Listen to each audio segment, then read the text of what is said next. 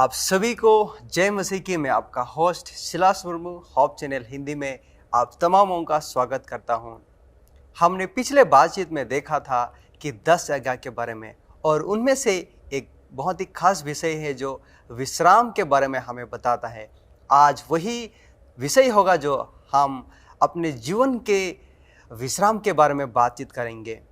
और इन सारे विषयों को जानने के लिए हमारे मंच पे खास मेहमान मौजूद हैं। हम उनको स्वागत करते हैं। एल्डर एंथनी शर्मा जी, आपका बहुत बहुत स्वागत है हमारे इस मंच में। तो ये जो हम आपसे जानना चाहेंगे, उससे पहले हम एक छोटी सी प्रार्थना करना चाहते हैं। स्वर्गीय महान पिता परमेश्वर, आपको धन्यवाद देते हैं ये जो सुंदर अवसर आपने हमारे जीवन में फिर से जोड़े हैं कि हम इस बाइबल से उस शिक्षाओं को हम ग्रहण करें, ताकि हमारे अंदर में जितने हमारे सवाल हैं, प्रश्न हैं, उसका जवाब से हम तृप्त हो सकें। हमें अगुवाई करें ताकि हम उन सारे बातों को अपने मन में गहरा तरीके से हम उसको समझ सके। छोटी सी प्रार्थना इस उद्धारकर्ता के नाम से मांगते हैं, आमीन।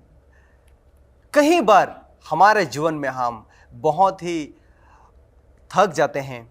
जब हम अपने काम को करते हैं तो हम सोचते हैं कि क्यों ना हम एक छोटी सी समय के लिए हम एक आराम लें और उस आगे का काम को हम आगे बढ़ाएं। शर्मा जी, मैं भी काफ़ी बार महसूस किया हूँ कि पूरे दिन भर काम करते करते मुझे भी एक विश्राम की ज़रूरत है। और ये जो विश्राम हमें अपने शरीर के लिए चाहिए, और ये जो विश्राम बाइबल में लिखा है, इसके बारे में हमें जानने की प्रयास है कि ये जो विश्राम हमें क्या बताता है, कि या ये कौन सी विश्राम के बारे में बातचीत किया जा रहा है। हम देखते हैं कि हम जो मनुष्य, हम लोगों के विश्राम की आवश्यकता है, क्योंकि हमारे ज़िंदगी में तनाव है, जी बिल्कुल, परेशानी है, मुसीबतें है, शरीर भी थक जाते। बिल्कुल। लेकिन एक सुंदर सा जो प्रतिज्ञा यीशु मसीह ने हम लोगों को दिया है, बुक ऑफ मैथ्यू चैप्टर 11 और वर्स 28 में, जहाँ कहते हैं सब परिश्रम करने वाले और बोझ से दबे हुए लोग मेरे पास आओ, मैं तुझे विश्राम दूंगा। आमीन।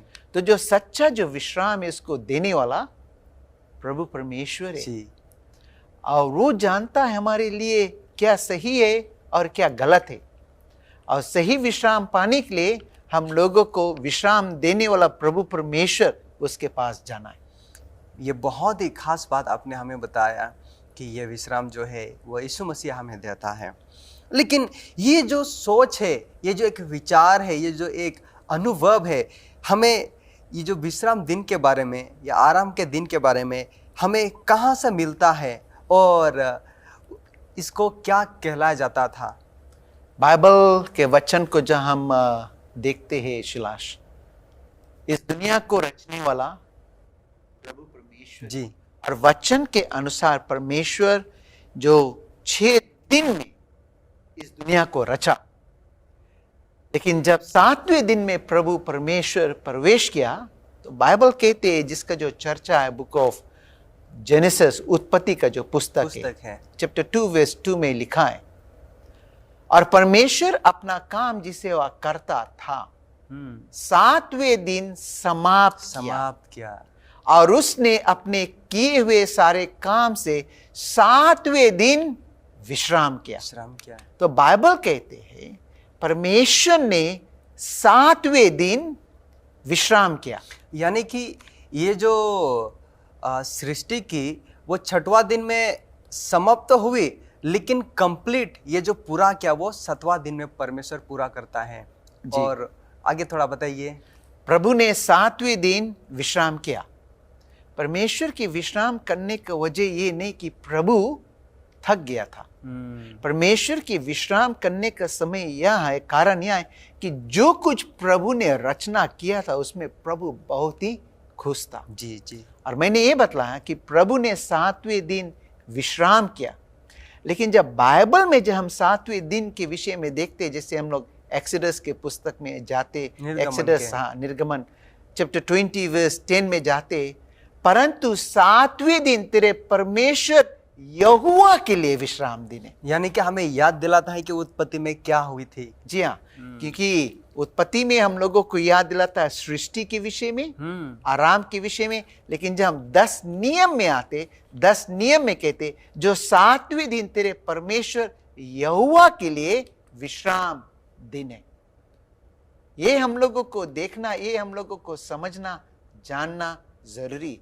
अगर आप मुझे मौका देंगे, मैं कुछ कहना चाहता हूं। जी बिल्कुल। ये जो विश्राम का जो दिन है, प्रभु ने जब रचा था, वहां पे कोई यहूदी लोग नहीं था। जी बिल्कुल। आज बहुत से जो लोग कहते हैं विश्राम दिन यहूदी लोगों के लिए, जब प्रभु ने इस दुनिया का सृष्टि किया, वहां यहूदी लोग नहीं था। दूसरी चीज ये याद दिलाना चाहता हूं कि परमेश्वर ने ये जो विश्राम का जो दिन है, 2500 ईयर्स जब प्रभु ने 10 नियम को दिया था, उससे 2500 ईयर्स पहले प्रभु का विश्राम दिन था। आमीन। ये हम लोगों को समझना जरूरी है। 4000 ईयर्स बिफोर जीसस के जन्म से पहले प्रभु का विश्राम दिन वहां पर था। तो ये इसको हम लोगों को देखना, ये बहुत ही खास तरीके से आपने इस बात को बताया कि कब परमेश्वर ने इस विश्राम दिन की सृष्टि की थी। लेकिन ये जो परमेश्वर 7वां दिन को विश्राम का दिन घोषित की, तो परमेश्वर ने क्या किया? मतलब परमेश्वर इस साबत दिन को बाकी दिनों से अलग किया, तो उन्होंने क्या किया उस 7वां दिन के लिए? परमेश्वर के वचन हम लोगों को बतलाते हैं शिलाश कि ये जो 7वां दिन और 6 दिन से फर्क है। जी जी। क्यों? क्योंकि बाइबल में लिखा है जेनेसिस चैप्टर 2 और वर्स 3 में, और परमेश्वर ने 7वें दिन को आशीष दी और पवित्र ठहराया और उसने उसमें अपनी सृष्टि की रचना के सारे काम से विश्राम किया। 3 खास चीज किया। जी। परमेश्वर ने 7वें दिन को आशीष दिया, परमेश्वर ने 7वें दिन को पवित्र ठहराया और परमेश्वर ने 7वें दिन को विश्राम किया। ये बहुत ही खास बातें हैं जो आपने बताया। तो ये जो 7वां दिन हर 6 दिन से बिल्कुल फर्क है। हम कोई एक दिन को पवित्र नहीं कर सकते हैं किसी भी तरह से नहीं। जी बिल्कुल। जब प्रभु जब किसी भी दिन को पवित्र ठहराता, उसके ठहराने का वजह है, कारण है, ये हम लोगों को देखना है। बहुत बहुत धन्यवाद। प्रिय दर्शकों, हमने देखा कि 7वां दिन परमेश्वर ने पवित्र किया, आशीष दिया और उन्होंने विश्राम किया। तो क्यों ना हम इस दिन को पवित्र ठहराए। आगे की बातचीत और भी बहुत खास है, हमारे साथ बने रहिएगा। हम फिर से मिलते हैं एक छोटी सी ब्रेक के बाद। प्रिय दर्शकों, आप तमामों का फिर से स्वागत है। और हम पिछले बातचीत में देख रहे थे बहुत ही खास विषय की परमेश्वर ने ये साबत का दिन है, उन्होंने पवित्र किया है, फिर उन्होंने आशीष दी और उसके बाद उन्होंने विश्राम ली।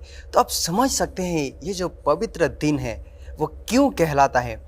तो ऐसे ही और कुछ बातें हैं जो आज हम हमारे अतिथि से पूछेंगे। हमारे साथ जुड़े रहिएगा। शर्मा जी, इस सच में साबत का दिन बहुत एक अद्भुत दिन है कि परमेश्वर ने बाकी सारे 6 दिनों से अलग किया है, लेकिन कैसे हम समझ सकते हैं कि ये जो पवित्र दिन है, ये जो साबत का दिन है, ये बहुत ही खास परमेश्वर के लिए है? क्या आप हमें मदद करेंगे? बहुत सुंदर सा जो सवाल आप लेकर आए शिलाश, क्योंकि इसको हम लोगों को समझना और जानना बहुत ही ज़रूरी है। हम जैसे सीख चुके कि 10 नियम है जी, और 10 नियम को जब हम देखते हैं, ये जो 10 नियम है, कहते हैं मैं तेरा परमेश्वर हूँ, तू मुझे छोड़, और फिर इन सब शब्दों से इस्तेमाल शुरुआत किए जाते, तू अपने, तू खून ना करना, ये ना करना, वो ना करना। लेकिन जब हम चौथा नियम में जाते हैं, चौथा जो नियम है हर एक नियम से बिल्कुल फर्क है जी।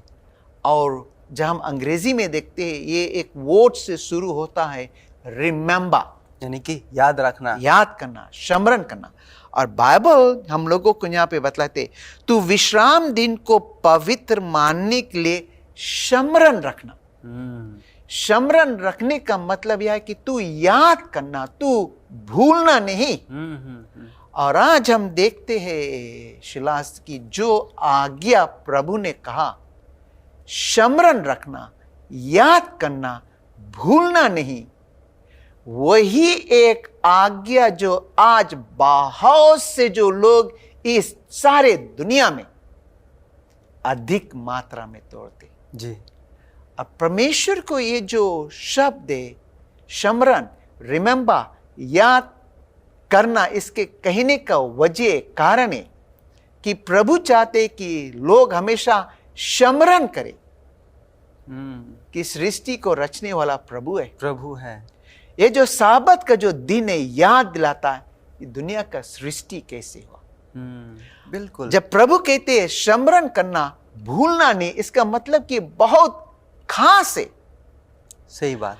और परमेश्वर जब कहा कि स्मरण करना, परमेश्वर को इसको इस तरह से लिखा क्योंकि प्रभु जानता था कि इंसान इतना व्यस्त हो जाएंगे, इतना इंसान अपना कामकाज में इतना अधिक लोलीन हो जाएंगे कि वो इस विश्राम दिन को भूल जाएंगे। इसलिए कहता है तू स्मरण करना, तू याद करना, तू भूलना नहीं। ये बहुत ही सही बात है, बहुत ही खास विषय है कि परमेश्वर एक चिन्ह के तौर पे परमेश्वर और हमारे बीच में इस दिन को रखा है। लेकिन ये पवित्र शास्त्र में ये जो साबत का दिन में, ये जो साबत का दिन है, क्या दर्शाता है, यानी कि क्या प्रदर्शित करता है? बहुत सुंदर सा जो चीज है, जो साबत का जो दिन है वो प्रकट करता, दिखलाता है। जी। जब एक व्यक्ति इसको समझ जाएंगे, वो साबत को बहुत ही गंभीरता से देखेंगे। वो कैसे? वो यह है, बाइबल हम लोगों को बतलाता है, विशाल बुक ऑफ इज़िकल चैप्टर 20 और वर्स 12 में, फिर मैंने उनके लिए अपना विश्राम दिन ठहराया जो मेरे और उनके बीच चिन्ह ठहरे। आमीन। कि वे जाने कि मैं यहोवा उनका पवित्र करने वाला हूं। जी। तो जो साबत का जो दिन है एक चिन्ह है। चिन्ह किसका है? कि वो हमारा प्रभु है और हम उसके संतान हैं। हम उसके हाथ की कारागरी है। एक साइन है, चिन्ह ये है कि दिखलाते कौन प्रभु के है और कौन प्रभु के है और कौन प्रभु के नहीं है।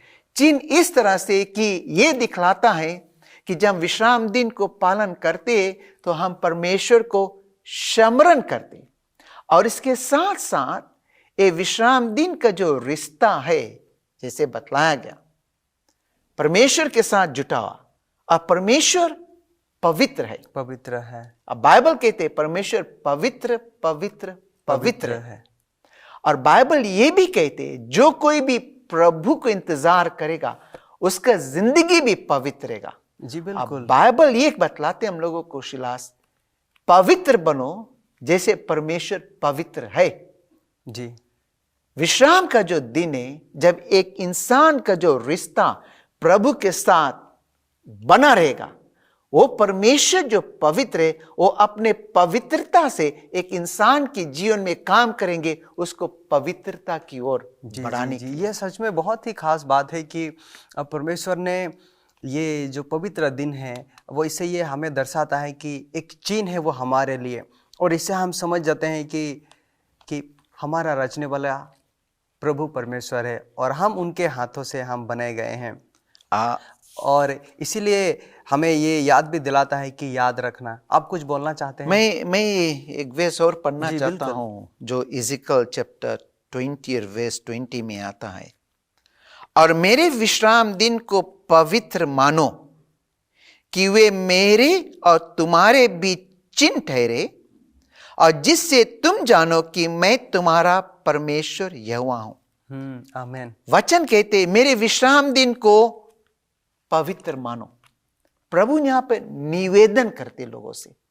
प्रभु का चाहत यह है कि हर एक प्राणी विश्राम दिन को माने। लेकिन दुख की बात यह है शिलास, बहुत से लोग जानते लेकिन फिर भी नहीं मानते, और जब नहीं मानेंगे विश्राम मिलेगा? बिल्कुल नहीं, किसी भी तरह ये से। बहुत ही खास बात है। लेकिन आज जो हम देखते हैं कि जितना मसीही लोग हैं उनमें एक मतभेद है कि नहीं, ये जो पवित्र दिन है, ये जो साबत का दिन है, जो 7वां दिन जो साबत का दिन है, वो मसीह लोगों के लिए लागू नहीं होता, वो यहूदी लोगों के लिए। और आज भी हम देखते हैं कि यहूदी लोग आज साबत दिन को मानते हैं। तो क्या हम मदद करेंगे कि क्या यह जो साबत का दिन है, पवित्र दिन है, वो बस यहूदी लोगों के लिए ही है? मैंने आपसे कहा था, जब परमेश्वर ने इस दुनिया का सृष्टि किया, वहां पे कोई यहूदी जाति था? मेरे हिसाब से बाइबल के मुताबिक नहीं थे। जी नहीं था।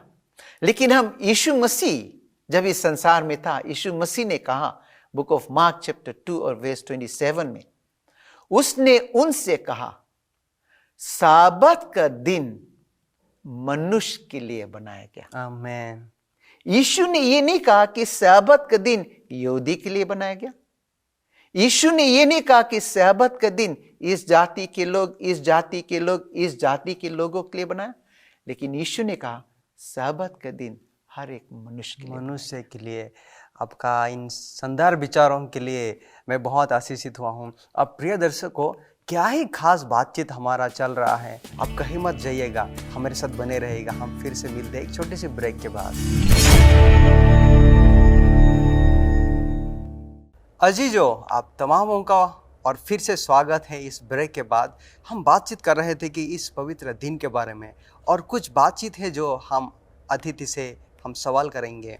शर्मा जी, जैसे आपने बताया कि ये जो पवित्र दिन है, परमेश्वर ने किस तरीके से इसको पवित्र किया, आशीष दिया और उन्होंने विश्राम की, और आपने ये भी बातें बताया कि उन्होंने अलग किया, और परमेश्वर ने सृष्टि में उन्होंने पूरे 6वां दिन और 7वां दिन जो पवित्र दिन है उन्होंने बनाया। लेकिन हम कैसे जान सकते हैं कि हमें कैसे मालूम होता है कि ये जो साबत का दिन है अब वो कब है? अच्छी बात, बहुत सुंदर सा प्रश्न, क्योंकि यहाँ पर हम लोगों को मालूम हो जाएगा कि प्रभु का जो 7वां दिन जी कौन दिन है। मैं उस प्रश्न के ऊपर एक खाली छोटा सा प्रश्न करना चाहता हूँ। बिल्कुल। यीशु इस दुनिया में आया था? जी आया था। यीशु का पैदाइश हुआ था? जी। यीशु मसीह क्रूस पर अपना जान दिया था? जी बिल्कुल। यीशु मसीह कब्र में से जी उठा था? जी उठा था। ये सब चीज बाइबल में है। बाइबल में है। लेकिन मैं आपको बाइबल में एक जगह पर लेके जाना चाहता हूँ जहाँ पर 3 दिन के विषय में बातें करता, और वो है लूका के पुस्तक लूक चैप्टर 23 और वर्स 52 से हम देखेंगे और आएंगे लूक चैप्टर 24 वर्स 1 में आकर रुकेंगे। जी। मैं चाहता हूँ कि हम लोग ध्यान से इसको देखिए। उस समय की बात है जब यीशु मसीह को क्रूस पर चढ़ा दिया गया था। यीशु मसीह मर गया था, और वहाँ पर यीशु मसीह के जो चेला लोगों ने, वो लोग जाता है यीशु मसीह का जो लौ थे उसको उस क्रूस पर से उतारता है, और फिर क्या होता है बाइबल कहते हैं उसने पिलातुस के पास जाकर यीशु की लौत मांग ली और उसे उतार कर चादर में लपेटा और एक कब्र में रखा जो चट्टान में खोदी हुई थी, और उसमें कोई भी कभी ना रखा गया था। वह तैयारी का दिन था और सब्त का दिन आरंभ होने पर था। जी। देखते हैं यहाँ पे क्या हुआ। यहाँ पे पता चल रहा है कि साबत का पहला का दिन, एक तैयारी का दिन यहाँ पे दर्शाया जाता है। जी हाँ, 2 दिन के विषय में यहाँ पे बात होता है, तैयारी का दिन और साबत का दिन। किस दिन यीशु मसीह अपना जान क्रूस पर दिया? वो आज के कैलेंडर के मुताबिक शुक्रवार का दिन था। कितने बजे दिया था? ऐसे सांझ को 3 बजे यीशु मसीह अपना जान दे चुका। अब बाइबल कहते हैं बलेवा तैयारी का दिन था और साबत का दिन आरंभ होने वाला था। तो हम लोगों को यह जानना जरूरी है कि साबत का दिन कब आरंभ होता है। जी। या हम लोगों को यह जानना चाहिए कि एक दिन का शुरुआत कब से होता। जब हम बाइबल के वचन को देखते, उत्पत्ति के पुस्तक में जब जाते हैं यहाँ पर देखते हैं जेनेसिस चैप्टर 1 वर्स 3 में कहता है, जब परमेश्वर ने इस दुनिया का सृष्टि किया, और बाइबल कहता है, और परमेश्वर ने उजियाले को देखा कि अच्छा है, और परमेश्वर ने उजियाले को अंधियारे से अलग किया, और परमेश्वर ने उजियाले को दिन और अंधियारे को रात कहा, तथा सांझ हुई, फिर भोर हुआ, इसी प्रकार पहला दिन हो गया। तो बाइबल हम लोगों को यहाँ पर बतलाता है कि सांझ हुई फिर भोर हुआ, यानी भोर कि हुआ। सांझ का जो पाठ है, सांझ का जो भाग है, एक दिन का शुरुआत है। ओके, यानी कि बहुत एक अच्छा। यानी कि एक पूरा रात, एक पूरा दिन, वो एक रोज होता है जी जी, बाइबल के वचन के अनुसार।